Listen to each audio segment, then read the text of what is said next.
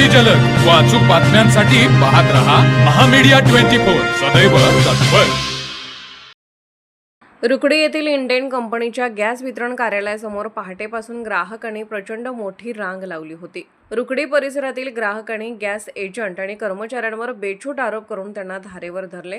अभूतपूर्व गोंधळामुळे शेवटी पोलीस पाटील कविता कांबळे, सरपंच पती संतोष रुकडीकर, माजी उपसरपंच शीतल खोत, संजय लोंढे, सिकंदर पेंढारी, पत्रकार रोहन देसाई, भगवान पोळ यांनी ग्राहकांची समजूत काढून सिलेंडरचे वितरण सुरू केले। आज सकाळी रुकडी येथील इंडेन कंपनीच्या गॅस वितरण कंपनीसमोर झालेल्या गोंधळात मार्ग काढत गेल्या 15 दिवसांपूर्वी सिलेंडर घेऊन गेलेल्या ग्राहकांना सिलेंडर मिळणार नाही असे स्पष्ट बजावल्याने गर्दी नियंत्रणात आली।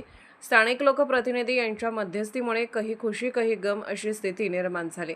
मात्र यावेळी ग्राहकांनी प्रचंड नाराजीचा सूर दाखवला।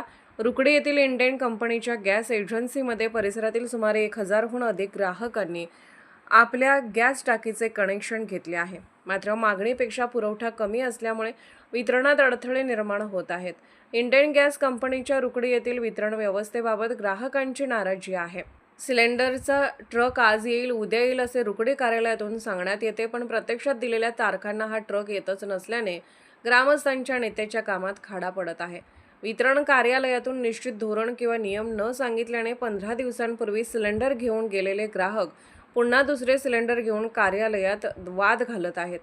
तेव्हा या सगळ्यावर नियंत्रण ठेवणे गरजेचे आहे। काही लोक हीच सिलेंडर्स जादा पैसे घेऊन बाहेर विकतही आहेत।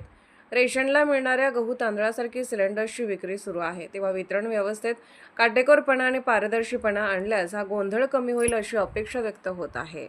तर मग चला सबस्क्राईब करायला विसरू नका महामीडिया 24 न्यूज चॅनलला। महामीडिया 24 सदैव तत्पर।